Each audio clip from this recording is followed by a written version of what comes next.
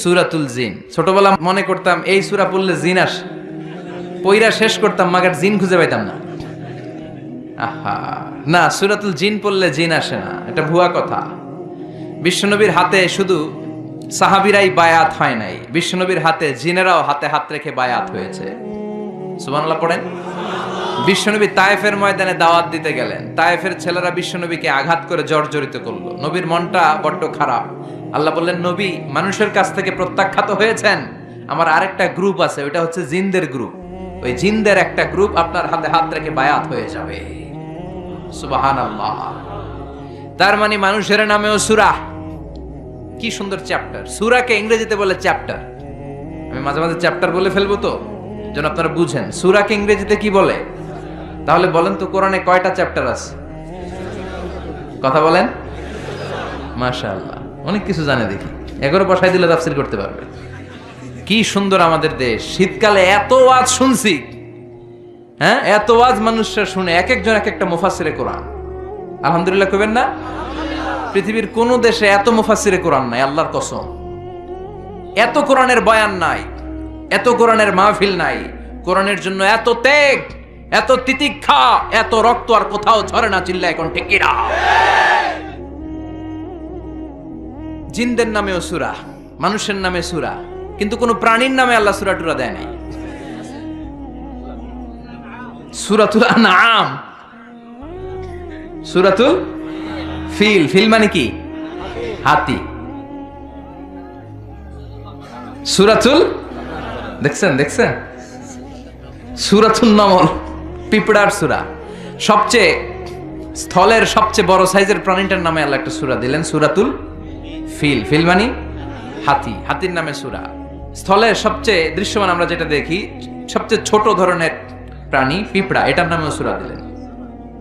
এরপরে Nahal. Nahal মানে কি? মৌমাছি। সুবহানাল্লাহ পড়েন। এই যে মধু নিয়ে আসে, আমরা মধু খাই, বিশ্বনবী মধু খেতেন। দুর্গন্ধওয়ালা মধু না, ভালো মধু খেতেন। সুগন্ধওয়ালা মধু বিশ্বনবী খেতেন। সুবহানাল্লাহ। এই মধুর মধ্যে যে আল্লাহ কত বরকত দিয়েছেন, এটা হচ্ছে তিব্বুন নবী, নবীর দেয়া চিকিৎসা পদ্ধতি। আপনি মধু খান, আপনার দেহটা অনেক শক্তিশালী থাকবে। মৌমাছি যে যখন মধু আহরণ করে, ওই এলাকার মধ্যে যত বনাজি গাছ আছে, ওই গাছগুলো থেকেও মধু নিয়ে আসে, ফুলের গাছ থেকে নিয়ে আসে। তার মানে যত ধরনের রোগের প্রতিষেধক, এটা ভ্যাকসিন, এটা মধুর ভিতরে আছে না নাই? আবার মধুর মধ্যে একটা জিনিস আছে, প্রোপেলিস বলে, প্রোপেলিস। এই প্রোপেলিস কাটা জায়গায় লাগাই দিলে তাড়াতাড়ি অ্যান্টিসেপটিক শুকায় যাবে। দ্বিতীয় বিশ্বযুদ্ধে এত অ্যান্টিসেপটিক ছিল না, অ্যান্টিবায়োটিক ছিল না। সব যুদ্ধাহতরা মধু এনে মধুমেখা দিত, কয়েকদিনের মধ্যে সুস্থ। সুবহানাল্লাহ। এই মধুর নামে, মৌমাছির নামে আল্লাহ সূরা দিলেন। এরপরে 8 পাওয়ালা একটা প্রাণী আছে, ছোট্ট, এরকম দৌড়ায়। কি নাম? মাকড়সা। এই মাকড়সার নামেও সূরা দিলেন। সুবহানাল্লাহ কইবেন না? এরপরে আল্লাহ খাওয়ার নামে সূরা দিলেন, সূরাতুত তিন। তিন ফল খাইছেন? ডুমুর, ফিগ, ওয়াতিন ওয়া জাইতুন আছে না নাই? আবার খাবেন যে দস্তরখানে করে, ডাইনিং টেবিলে করে, ওই ডাইনিং টেবিলের নামেও সূরা আছে না নাই? কি নাম সূরা? সূরাতুল মায়েদা। ডাইনিং টেবিলের সূরা। আল্লাহু আকবার। পরিবারের নামে সূরা দিলেন, পরিবার, সূরাতু আলে ইমরান। মারইয়াম, মারইয়ামের মা, মারইয়ামের বাবা ইমরান, তিনজনরে আল্লাহ এত পছন্দ করেছে, তাদের পরিবারের নামে সূরা। কি নাম? আবার বংশের নামেও সূরা আছে না নাই? কি বংশ? হ্যাঁ, মুন্সি বংশ, চেয়ারম্যান বংশ, তালুকদার, চটকদার, খবরদার। কি বংশ? লিইলাফি। সুবহানাল্লাহ। বংশের নামে সূরা, মানুষের নামে সূরা, প্রাণীর নামে সূরা। আবার মাঝে মাঝে কিছুদিন পর পর বাংলাদেশটা কেঁপে ওঠে, কাপাকাপির নামে কোনো সূরা নাই। কি নাম? আল্লাহু আকবার, আল্লাহু আকবার। আবার মাঝে মাঝে কিছু লোকেরা মাথার মধ্যে লম্বা লম্বা চুল নিয়ে কি যেন বলে, আজে বাজে কবিতা বলে, আজে বাজে উল্টা পাল্টা কবিতা লেখে। আবার ভালো কবিও আছে না নাই? এই কবি সাহিত্যিকদের নামে কোনো সূরা নাই। কি সূরা? কেউ জানে না? কে জানেন? বলেন বলেন বলেন বলেন। সূরাতুশ শুআরা। আলহামদুলিল্লাহ পড়েন। এই যে পারতেছেন না, এটা ভালো। পারেন না, এরপর যখন শুনবেন ওইটা আর বলবেন না, ঠিক কিনা?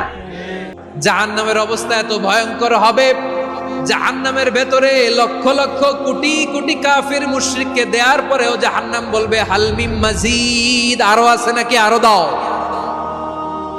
কোটি কোটি কাফেরের দল, মুশরিকের দল, সীমা লঙ্ঘনকারী দল, তাদেরকে যখন জাহান্নামে ফেলা হবে, বড় বড় পাথর খণ্ড জাহান্নামে ফেলা হবে, তারপরও জাহান্নাম বলবে হাল মিন মাজিদ, আরো আছে নাকি, দাও, আরো দাও, আরো দাও। আমার ক্ষুধা নিবারণ হয় নাই। জাহান্নামে তো উত্তপ্ত হবে, জ্বলন্ত হবে, ভয়ঙ্কর হবে। জাহান্নামের এক অংশ আরেক অংশকে খেয়ে ফেলবে। আল্লাহু আকবার। ফেরেশতারাও টালমাটাল হয়ে যাবে। জাহান্নামের রক্ষী ফেরেশতারা কি করবে তারা নিজেরাও বুঝতে পারবে না। কোটি কোটি মুশরিক কাফেরদেরকে জাহান্নামে নিক্ষেপ করার পরেও জাহান্নাম ঠান্ডা হবে না, শান্ত হবে না, বলবে হাল মিন মাজিদ, আরো আছে নাকি, আরো দাও। তখন আল্লাহ তাআলার কুদরতি পা জাহান্নামের ভেতরে ঢুকিয়ে দিবেন। সুবহানাল্লাহ পড়তে পারলেন না মজা করে? কোনো কিছুতেই যখন জাহান্নামকে শান্ত করা যায় না, আল্লাহ তাআলা তার কুদরতি পা জাহান্নামে ঢুকিয়ে দিবেন। দেওয়ার সাথে সাথে জাহান্নাম থেকে আওয়াজ আসবে, কত কত বিইজ্জাতিকা ওয়া বিকদরিক, আল্লাহ বিইজ্জাতিকা ওয়া বিকারামিক, আল্লাহ আপনার ইজ্জতের কসম, যথেষ্ট হয়েছে, এনাফ এনাফ, আর লাগবে না। সুবহানাল্লাহ বলেন। ওই ভয়ঙ্কর জাহান্নামে আমরা যেতে চাই কেউ? আবার জাহান্নামীরা যখন জাহান্নামে যাবে, ফেরেশতারা ডেকে বলবে, ও কপাল পোড়া জাহান্নামীরা, জাহান্নামে কেন ঢুকলা? দুনিয়ার বুকে কি তোমাদেরকে সতর্ক করার জন্য কেউ আসে নাই? কুল্লামা উলকিয়া ফিহা ফাউজুন সাআলাহুম খাজানাতুহা আলাম ইয়াতিকুম নাযীর। সুবহানাল্লাহ পড়েন। আলাম ইয়াতিকুম নাযীর, কোন সতর্ককারী আসে নাই? বিশ্বনবী নাযীর হয়ে, সতর্ককারী হয়ে পৃথিবীতে আসলেন। তিনি জাহান্নামের ব্যাপারে উম্মাকে সতর্ক করেছেন। জান্নাতকে যেমনি তিনি চমকপ্রদভাবে উম্মার সামনে পোট্রে করেছেন, চিত্রায়িত করেছেন, ঠিক অনুরূপভাবে ভয়ঙ্কর জাহান্নামকেও তিনি এই উম্মার সামনে পোট্রে করেছেন। জাহান্নামকে কিভাবে বিশ্বনবী উম্মার সামনে পোট্রে করলেন, চিত্রায়িত করলেন, শুনতে মনে চায়? সিলেটবাসী শুনতে মনে চায়?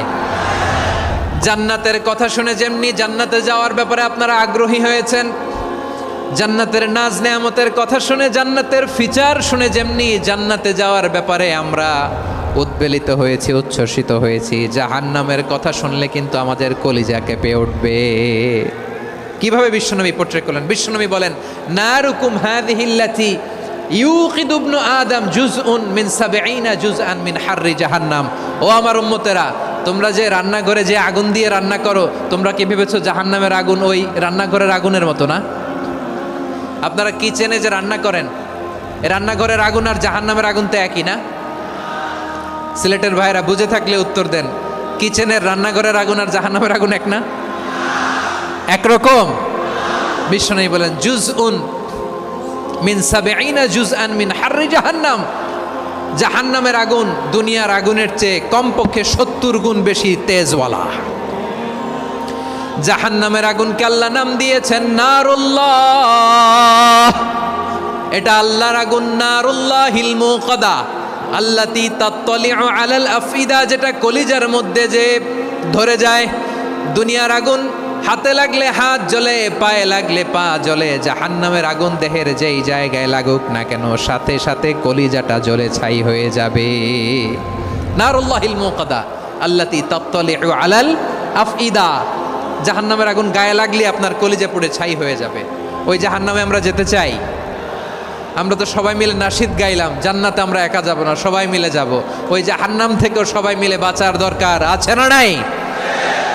কি ভয়ঙ্কর শাস্তির বর্ণনা যে বিশ্বনবী দিয়েছেন, এত বিস্তর আলোচনার সুযোগ আমার নাই। আমি শুধু সবচেয়ে হালকা পাতলা, দ্য লাইট পানিশমেন্ট, সবচেয়ে হালকা শাস্তি কি হবে এটা বলবো। বিশ্বনবী বলেন, ইন্না আহওয়ানা আহলিন নারি আযাবান ইয়াউমাল কিয়ামাতি লারাজুলুন তুদাউ ফি আখমাসি কদামাইহি জামরাতান ইয়াগলি মিনহুমা দিমাগু। জাহান্নামের সবচেয়ে হালকা আযাব কি হবে শোনো। সবচেয়ে ভারী না হালকা? সবাই বলুন, জাহান্নামের সবচেয়ে কঠিন আযাব না হালকা? জাহান্নামের সবচাইতে হালকা আযাব হলো ওই ব্যক্তির আযাব যার পায়ে দুটো জাহান্নামের আগুনের জুতা পুড়িয়ে দেয়া হবে। ওই আগুনের উত্তাপে তার মাথার মগজগুলো ভাতের মারের মতো টপ টপ টপ টপ করে বেয়ে বেয়ে পড়বে। নাউজুবিল্লাহ পড়বেন না? আচ্ছা প্রিয় সিলেট, আওয়াজ করে বলেন, এইটা যদি সবচেয়ে লাইট পানিশমেন্ট হয়, সবচেয়ে হালকা পাতলা সহনীয় আযাব যদি হয়, তাহলে ভয়ঙ্কর তোমার আযাবের কি অবস্থা হবে? আমরা কি ওই জাহান্নামে যেতে চাই? জাহান্নামের অবস্থা এত ভয়ঙ্কর হবে, জাহান্নামের ভেতরে লক্ষ লক্ষ কোটি কোটি কাফির মুশরিককে দেওয়ার পরেও জাহান্নাম বলবে হাল মিন মাজিদ, আরো আছে নাকি, আরো দাও। কোটি কোটি কাফেরের দল, মুশরিকের দল, সীমা লঙ্ঘনকারী দল, তাদেরকে যখন জাহান্নামে ফেলা হবে, বড় বড় পাথরখণ্ড জাহান্নামে ফেলা হবে, তারপরও জাহান্নাম বলবে হাল মিন মাজিদ, আরো আছে নাকি, দাও, আরো দাও, আরো দাও। আমার ক্ষুধা নিবারণ হয় নাই। জাহান্নামে তো উত্তপ্ত হবে, জ্বলন্ত হবে, ভয়ঙ্কর হবে। জাহান্নামের এক অংশ আরেক অংশকে খেয়ে ফেলবে। আল্লাহু আকবার। ফেরেশতারাও টালমাটাল হয়ে যাবে। জাহান্নামের রক্ষী ফেরেশতারা কি করবে তারা নিজেরাও বুঝতে পারবে না। কোটি কোটি মুশরিক কাফেরদেরকে জাহান্নামে নিক্ষেপ করার পরেও জাহান্নাম ঠান্ডা হবে না, শান্ত হবে না, বলবে হাল মিন মাজিদ, আরো আছে নাকি, আরো দাও। তখন আল্লাহ তাআলার কুদরতি পা জাহান্নামের ভেতরে ঢুকিয়ে দিবেন। সুবহানাল্লাহ পড়তে পারলেন না মজা করে?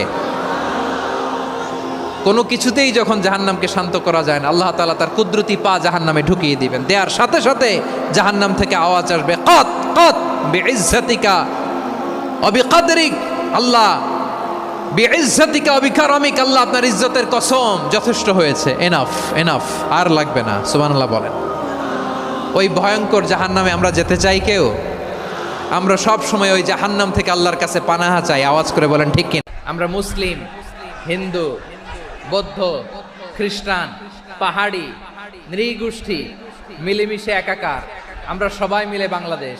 আমাদের পারস্পরিক সম্প্রীতি, ভালোবাসা, সৌহার্দ্যপূর্ণ আচরণ, বোঝাপড়া, এটা বেশ মজবুত। তবে মাঝে মাঝে আমাদের এই সম্প্রীতির ভেতরে অনেকে ফাটল ধরাতে চায়।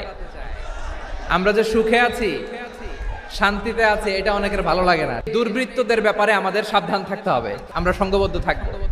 এই যে আমাদের পিসফুল কোএক্সিস্টেন্স, শান্তিপূর্ণ সহাবস্থান। যেদিন হিন্দুদের পূজা অনুষ্ঠান, আমরা ওই দিন তাফসির মাহফিল করি না, ঠিক কিনা বলেন? যেদিন আমাদের তাফসিরুল কোরআনের প্রোগ্রাম, ওই দিন আমাদের হিন্দু ভাইরা ডিস্টার্ব করে না। সুবহানাল্লাহ। হিন্দুদের পূজা অনুষ্ঠানে আইন শৃঙ্খলা বাহিনীর পাশাপাশি মাদ্রাসার ছাত্ররা যে সেখানে পাহারা দেয়। গোটা পৃথিবীতে এই দৃষ্টান্ত আপনি পাবেন। রব্বুল আলামিন বলেন, গোলাম ও আমার ইমানদার বান্দারা, শোনো শোনো, লা তাসুবুল্লাযীনা ইয়াদউনা মিন দুনিল্লাহ ফায়াসুবুল্লাহা আদওয়াম বিগাইরি ইলম। ও আমার বিশ্বাসী বান্দারা, যারা আল্লাহকে ব্যতি রেখে দেব দেবীর পূজা করে, তোমরা খবরদার তাদের গালি দিও না। যদি ওই দেবতাদেরকে গালি দাও, তাহলে ভুলবশত, শত্রুতাবশত তারা তোমাদের রব আল্লাহকে গালি দেবে, ঠিক কিনা? কোনো ধর্মকে ছোট করা যাবে না। অন্য ধর্মকে ছোট করা মানে ইসলামকে ছোট করা। আর অন্য ধর্মের দেবতাকে যদি আপনি গালি দেন, ওরা ইসলাম থেকে দূরে সরে যাবে। যাও ইসলামের প্রতি আকৃষ্ট হয়েছিল, আর কোনোদিন ইসলামের ধারে কাছে আসবে না। আওয়াজ করে বলেন ঠিক কিনা? এজন্য কখনো কোনোদিন অন্য ধর্মের দেবতাদেরকে গালি দেয়া যাবে না। অন্য ধর্মের কোন দেবতাদেরকে আমরা গালি দিব না। আমরা তো মুসলমান বসতে পারি না।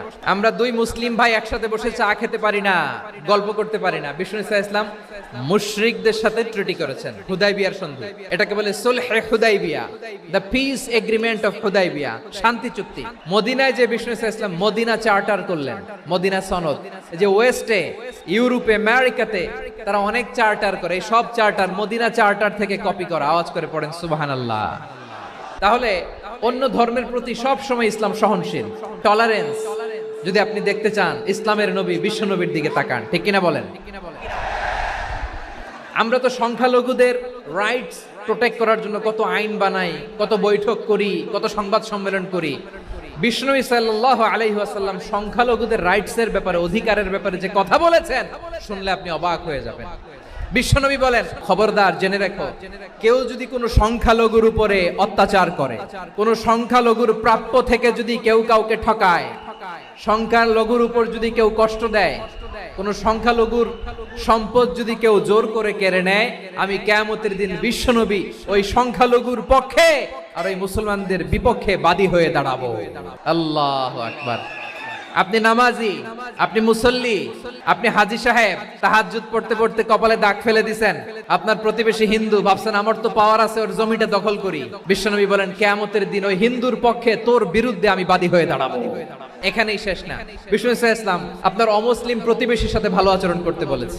হিন্দু যদি আপনার প্রতিবেশী হয় কি করবেন? ওরে কষ্ট দিবেন নাকি? কেন, ও তো হিন্দু, ও তো আমার আল্লাহরে ডাকে না, ওরে কষ্ট দিলে জায়েজ হবে না? খবরদার। বিষ্ণু ইসলাম বলেন মান কানা ইউমিনু বিল্লাহ ওয়াল ইয়াউমিল আখির ফালিউকরিম জারাহ, যে আল্লাহ বিশ্বাস করে আর আখিরাতে বিশ্বাস করে সে যেন প্রতিবেশীর সাথে ভালো আচরণ করে।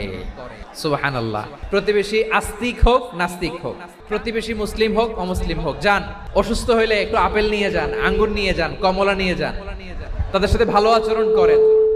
ইসলামের বিউটি দেখে, সৌন্দর্য দেখে অবাক হবে, নসিব ভালো হলে কোনোদিন কালিমা পড়ে মুসলমান হয়ে যাবে। ইসলাম অমুসলিম মাতা পিতার সাথেও ভালো আচরণ করতে বলেছে। মাতা পিতা যদি অমুসলিম হয় তারে ফেলে দিতে পারবেন? অনেক হিন্দু ছেলে আমাদের হাতে শাহাদা পড়ে মুসলিম হয়, কিন্তু ওর মা মুসলমান হয় নাই, বাবাও হয় নাই, এরকম আছে না নাই? ওয়াকাদা রাব্বুকা আল্লা তা'বুদু ইল্লা ইয়্যাহ ওয়া বিল ওয়ালিদাইনি ইহসানা। আল্লাহ বলে অবধারিত দুইটা ভার্ডিক্ট তোমাদের জন্য, এক আল্লাহর ইবাদত করবা আর মা বাবার প্রতি ইহসান করবা। মা বাবার প্রতি ইহসান করতে হবে। আমার মা হিন্দু হোক ভালো আচরণ করতে হবে, বৌদ্ধ হোক ভালো আচরণ করতে হবে। আরে তুমি এখন মুসলিম, তোমার মা বাবা হিন্দু, এখনই তো সুযোগ ইসলামের সৌন্দর্য দেখানোর। এখন মা বাবা যদি দেখে আরে এটা হিন্দু থাকতে তো বদমাইশ ছিল, বেয়াদব ছিল, কি এমন ধর্ম সে গ্রহণ করলো যেটা গ্রহণের সাথে সাথে সে পাল্টে গেল, নসিব ভালো হইলে তারাও কালিমা পড়ে মুসলমান হয়ে যাবে। ইসলাম কি ন্যারো মাইন্ডেড রিলিজিয়ান না ব্রড মাইন্ডেড? কতটা ব্রড মাইন্ডেড দেখেন। বিশ্বনবী সাল্লাল্লাহু আলাইহি সাল্লাম অমুসলিমরা যদি নবীকে উপহার দিত, ওই উপহারও বিশ্বনবী গ্রহণ করতেন। সুবহানাল্লাহ পড়েন। সপ্তম হিজরিতে বিষ্ণু ইসলাম সব সুপার পাওয়ারের কাছে চিঠি দিলেন। রোমান সম্রাটের কাছে, পারস্য অধিপতির কাছে, মিশরের অধিপতির কাছে, সবার কাছে চিঠি লিখলেন। চিঠির ভাষা ছিল এরকম, মিন মুহাম্মাদিন রাসূলিল্লাহ ইলা মুকাওকিস আযীমিল কিবত। মুহাম্মদ রাসূলুল্লাহর পক্ষ থেকে মিশরের বাদশার কাছে, আসলিম তাসলাম, ইসলাম মানো শান্তিতে থাকবা, সালামুন আলা মান ইত্তাবাআল হুদা, শান্তি তার জন্য যে হেদায়েতের অনুসরণ করে। সুবহানাল্লাহ পড়েন। তো এই চিঠি অনেকে ভালোভাবে রিসিভ করেছে, অনেকে এই চিঠি পাওয়ার পরে নবীর কাছে আবার ইন রিটার্ন উপহার পাঠিয়েছে। তাহলে অমুসলিম কেউ যদি আপনাকে উপহার দেয়, হালাল উপহার হলে আপনি গ্রহণ করতে পারবেন। শুধু তাই নয়, বিষ্ণু ইসলাম অমুসলিমদের সাথে আর্থিক লেনদেনও করেছেন, ফিনান্সিয়াল ডিলিং করেছেন। অমুসলিমদের সাথে প্রয়োজনে আপনি ফিনান্সিয়াল ডিলিং করতে পারবেন। আমরা প্রায় দেখি বাজারের মিষ্টির দোকানগুলো আমার হিন্দু ভাইদের, তারপরে যে বারবার শপ, চুল কাটে যে নাপিত, অধিকাংশ নাপিতের দোকানে কারা? আমার হিন্দু ভাইরা। তা আপনি চুল কাটতে পারবেন কিনা? পারবেন। তার দোকান থেকে দই মিষ্টি কিনতে পারবেন কিনা? পারবেন। শুধু তাই নয়, ইন কেস অফ ইমার্জেন্সি, প্রয়োজনে ইসলামের খাতিরে, ইসলামকে সামনের দিকে এগিয়ে নিয়ে যাওয়ার জন্য অমুসলিমদের সাপোর্ট নেওয়া জায়েজ আছে। সুবহানাল্লাহ বলে। অমুসলিমদের সাপোর্ট নেয়া, তাদের থেকে অর্থ নেয়া, পলিটিক্যাল সাপোর্ট, পলিটিক্যাল অ্যাসাইলাম নেওয়া জায়েজ আছে। আমাদের অনেক বিশ্ববরেণ্য দায়ীরা আমেরিকায় অস্থায়ীভাবে অ্যাসাইলাম নিয়ে থাকে, নিজের দেশে গেলে ফাঁসিতে ঝুলাই দিবে। যুগ যুগ ধরে দায়ীদের উপরে এরকম অত্যাচার আর নির্যাতন আছে না নাই? এটা যে জায়েজ আছে তার প্রমাণ স্বয়ং বিশ্বনবী সাল্লাল্লাহু আলাইহি ওয়াসাল্লাম পলিটিক্যাল সাপোর্ট নিয়েছিলেন অমুসলিমদের কাছ থেকে। বিশাল মরুপথ, পাহাড়ি পথ পাড়ি দিয়ে তায়েফের মরুজমিনে গেলেন কোরআনের দাওয়াত নিয়ে, ইমানের দাওয়াত নিয়ে। কিন্তু তায়েফের লোকেরা বিশ্বনবীর দাওয়াতকে শুধু প্রত্যাখ্যান করেই থামে নাই, তারা বিশ্বনবীর সাথে অত্যন্ত খারাপ আচরণ করেছে। প্রিয় ভাইরা, তায়েফের ছেলেরা নবীকে রক্তাক্ত করলো। আমার নবী কই যাবে? কই যাবে? মক্কায় জায়গা নাই, তায়েফে জায়গা নাই। তায়েফ থেকে ভারাক্রান্ত মন নিয়ে আমার নবী মক্কায় ফিরে আসলেন।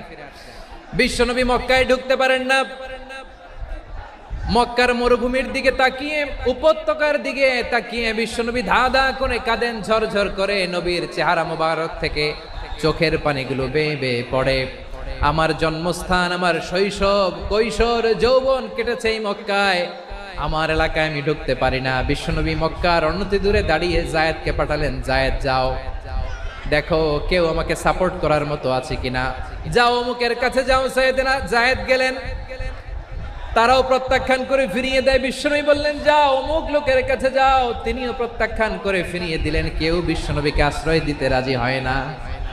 নিজ জন্মভূমিতে বিতাড়িত বিশ্বনবী, সর্বশেষ বিশ্বনবী বললেন যাও মুতঈম ইবনে আদির ঘরে যাও। দেখেন অনেক বিপদের সময়ও আমি নিজে সাক্ষী, সামাজিকভাবে রাজনৈতিকভাবে কত ঝঞ্ঝা, কত ষড়যন্ত্র, কত কনস্পাইরেসি পাড়ি দিয়ে আমাদেরকে সামনে এগিয়ে যেতে হয়। এই শত্রুদের ভেতরেও একজনকে দাঁড় করিয়ে দেয় যে আল্লাহর কোরআনের জন্য রেডি হয়ে যায়। পড়েন সুবহানাল্লাহ। মুতঈম ইবনে আদি, আল্লাহ তার মনকে নরম করে দিলেন। মুতঈম বলে মুহাম্মদ আমি তোমাকে আশ্রয় দিব। এই মুতঈম কি মুসলিম ছিল না মুশরিক? কিন্তু মুতঈম যে বিশ্বনবীর উপকার করছে এটা বিশ্বনবী ভুলে নাই। আমাদের অনেকে আছে উপকার করার পরে আর খেয়াল থাকে না। এজন্য অমুসলিম হইলেই তারা আমাদের শত্রু নয়। আমাদের পুঁজি ভালোবাসা। এই ব্রড মাইন্ডেড হৃদয় নিয়ে ভালোবাসা দিয়ে আমরা বিশ্ব জয় করতে চাই। রাজি আছেন? আল্লাহ কবুল করুক। আমরা সবাই পড়ি আমিন।